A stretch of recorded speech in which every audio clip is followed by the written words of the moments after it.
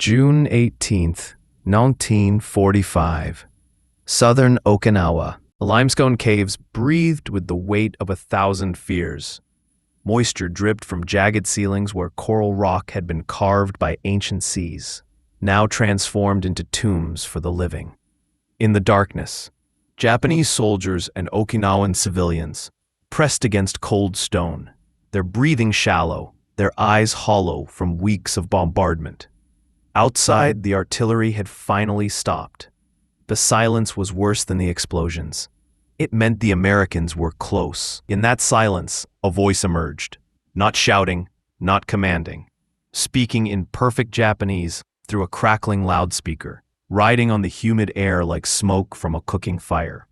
The voice promised something the defenders had been taught was impossible, that surrender did not mean death, that honor could survive defeat, that there was still life beyond the cave's mouth. The voice belonged to a 24-year-old Marine from Hawaii named Guy Louis Gabaldon. The battle for Okinawa had begun on April 1st, 1945, Easter Sunday, and by June it had devolved into something medieval. The island's southern ridges and cave systems had become a subterranean fortress where Japanese forces fought with the desperation of men who believed they were already dead. American commanders called it the most difficult campaign of the Pacific War. More than 12,000 Americans would die here. The Japanese would lose over 100,000 soldiers, and caught between them were the Okinawan people, whose island had become a killing floor. The Imperial Japanese Army had spent the winter fortifying Okinawa's limestone honeycomb of caves and tunnels. They transformed Buddhist tombs into machine gun nests. They stockpiled rice and ammunition in caverns that stretched hundreds of feet underground. And they indoctrinated their soldiers with an ironclad doctrine. Surrender was not merely defeat, it was spiritual annihilation. To be captured was to disgrace one's ancestors, to betray the emperor, to become something less than human. American propaganda leaflets promising safety were dismissed as lies. The enemy, soldiers were told, would torture prisoners, desecrate their bodies, mock their families. Better to die by your own hand than face such dishonor. By mid-June, the situation had calcified into brutal stalemate. Japanese soldiers fought from cave to cave. American forces used flamethrowers, satchel charges, and tank-mounted bulldozers to seal the tunnels. The dying was industrial. The hatred was absolute. And in the midst of this mechanized slaughter, a young Mexican-American Marine who had grown up in the barrios of East Los Angeles was about to prove that language could be more powerful than grenades. Guy Gabaldon had not been trained for this. He was not an intelligence officer. He had not attended language school or studied Japanese military protocol. His weapon was not issued by the Marine Corps. It was born from the streets of Los Angeles, from a childhood that had prepared him for nothing except survival, and everything that would matter on Okinawa. Orphaned at 10, Gabaldon had been taken in by a Japanese-American family, the Nakanos, in the Boyle Heights neighborhood. He learned Japanese at their dinner table, speaking the language of internment camps and pre-war immigrants, while eating rice with chopsticks and learning the subtle hierarchies of respect embedded in verb conjugations. When Pearl Harbor was attacked, his adopted family was sent to Manzanar. Gabaldon joined the Marines. He was 17 years old. Now, 3 years later, he stood outside a cave complex where intelligence estimated several hundred Japanese soldiers remained holed up. The official strategy was simple. Call for surrender once, then use explosives to collapse the entrance, burying everyone inside. It was efficient. It was brutal. It was how the battle had been fought for weeks. Gabaldon looked at the cave mouth and made a decision that would have gotten him court-martialed if it had gone wrong. He told his commanding officer he could talk them out. Permission was denied. He went anyway. The first time, he brought 2 prisoners with him, Japanese soldiers he had captured the previous week. He positioned himself within shouting distance of the cave, but outside the range of rifle fire. He called into the darkness in Japanese, using the formal registers of respect he had learned at the Nakano's table. He told them the war was already over. He told them the Americans had weapons they could not imagine. He told them their emperor would want them to live. He told them they had been lied to. From the cave came silence, then shouting, then silence again. Gabaldon waited. The two prisoners beside him called out confirmation. One was a sergeant who described the American camps, the food, the medical care, the absence of torture. He described the small indignities, the boredom, the wire fences, but also the improbable truth that he was alive, unharmed, treated according to laws he had been told did not exist. After 2 hours, a voice answered from the darkness. An officer wanted terms. Gabaldon had no authority to offer terms. He offered them anyway. That day, 50 soldiers emerged from the cave, blinking in the sunlight, expecting to die. When they were not executed, when they were given water and led to trucks instead of graves, something fundamental shifted. Word spread through the underground warrens. The Marine who spoke Japanese was not lying. Within a week, Gabaldon had refined his method. He would capture a soldier at night, often alone, sometimes at knife point, using stealth and fluent Japanese to convince them he had overwhelming force, then use that soldier as proof. He became a one-man psychological warfare unit, slipping between American and Japanese lines with a recklessness that terrified his commanding officers and saved hundreds of lives. What the Japanese soldiers found when they surrendered was not what they had been trained to expect. They expected humiliation. They received cigarettes. They expected beatings. They received medical attention. They expected their captors to be monsters. They met teenagers from Iowa and Texas who shared candy bars and tried to learn basic Japanese phrases with the earnestness of children. But it was the abundance that broke through ideology more than kindness ever could. In the prisoner camps, the Japanese soldiers encountered American logistical might made tangible. They saw fields of supplies stretching to the horizon, crates of rations, mountains of ammunition, rows of trucks and jeeps maintained with casual indifference to their staggering value. A single American mess tent served more food in a day than a Japanese battalion received in a week. The prisoners were given 3 meals daily, meals with meat, with fruit, with portions so large that men accustomed to subsisting on rice and pickled vegetables could not finish them. One surrendered officer wrote in a diary later recovered by American intelligence, "We were told America was starving, that their factories were crumbling, that they sent women to fight because they had no men left. Here I eat beef every day. I see endless plains overhead. I understand now that we were fighting a phantom." The chocolate bars became a recurring symbol in prisoner interrogations. Small brown rectangles wrapped in waxed paper, distributed so casually by American soldiers that they seemed less like rations and more like metaphors. Japanese troops had been told that American civilians were rioting for food, that the war economy was collapsing. Yet here were frontline soldiers giving away chocolate as if it were ordinary, as if there were no shortages, as if the industrial base supplying them were so vast that luxury items could be wasted on enemies. It was not kindness that shattered the myth of American weakness. It was plenty. By June 26, Gabaldon had convinced more than 300 soldiers and civilians to surrender. His commanders began to take him seriously. They assigned him a translator, though he rarely used one, and authorized him to offer formal surrender terms. They also ordered him to stop going out alone.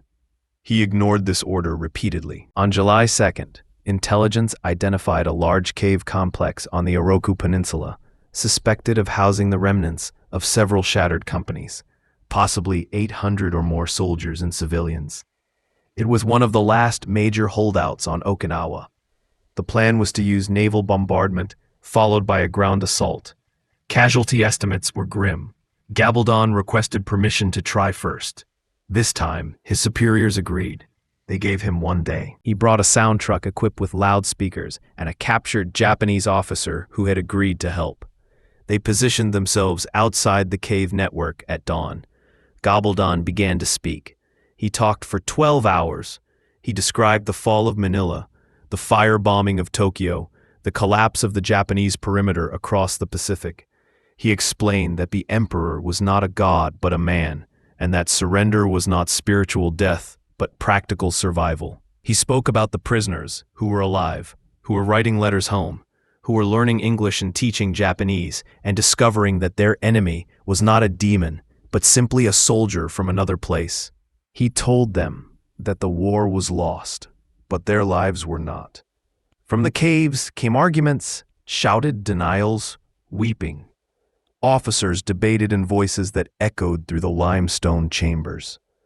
Families with small children huddled together, trying to decide if the voice outside was salvation or a trick. Soldiers who had survived Iwo Jima, Saipan, and countless smaller islands struggled with the cognitive dissonance of believing their training or believing their hunger. As the sun set, a senior officer emerged. He was emaciated, his uniform filthy, his sword still belted at his side. He asked Gabaldon if the Americans would allow him to keep his sword as a symbolic gesture. Gabaldon, operating entirely on instinct, said yes. The officer returned to the caves. At dusk, they began to emerge. 800 people came out of the darkness that evening and into the following morning. Soldiers in tattered uniforms, Okinawan families with infants and elderly grandparents, wounded men carried on stretchers improvised from rifle stocks and shirts. They emerged expecting execution and received sea rations. They emerged prepared to die and were loaded onto trucks that took them to camps where American doctors treated their injuries and their children received milk. The official military report filed by Gabaldon's commanding officer described the surrender as the result of persistent psychological tactics conducted with extraordinary courage and linguistic skill. It recommended Gabaldon for the Medal of Honor. The recommendation was downgraded twice, first to the Navy Cross, then to a Silver Star. Some historians suggest the reduction was due to Gabaldon's ethnicity, a Mexican-American Marine being deemed insufficiently heroic for the highest honor. Others point to the chaos of the war's final months, when paperwork and politics often mattered more than valor. Gabaldon was promoted to sergeant. He would finish the war having personally convinced over 1,500 enemy soldiers and civilians to surrender, more than any other American combatant in the Pacific theater. He did it without firing a shot in most engagements, using only his voice, his knowledge of Japanese culture, and an audacious willingness to walk into darkness armed with nothing but words. The transformation was not just tactical, it was ideological. The Japanese soldiers who surrendered to Gabaldon entered captivity believing they had committed the ultimate dishonor. But as weeks passed in the prison camps, something unexpected happened. They began to write letters. They began to teach English classes to their captors and learn about American music, American customs, the complex machinery of a democracy that seemed to function without an emperor. They compared notes on what they had been told versus what they were experiencing. The propaganda had described Americans as racially inferior, spiritually hollow, incapable of sacrifice. Yet here they were, captured by a Mexican-American who spoke their language better than some of their own officers, treated by medics who worked around the clock to save enemy wounded, fed by a supply system so robust it could afford generosity. One former soldier, interviewed decades later by Japanese historians, said, "We were taught that surrender meant we would cease to exist as Japanese people. Instead, I learned English. I learned baseball. I went home to Kyoto after the war and opened a restaurant.